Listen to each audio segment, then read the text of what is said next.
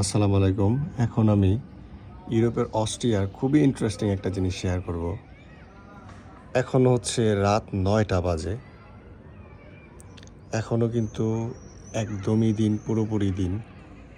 রাত হইতে আরও ৩০ থেকে ৪০ মিনিট পরে রাত হবে, সন্ধ্যা হবে আর কি।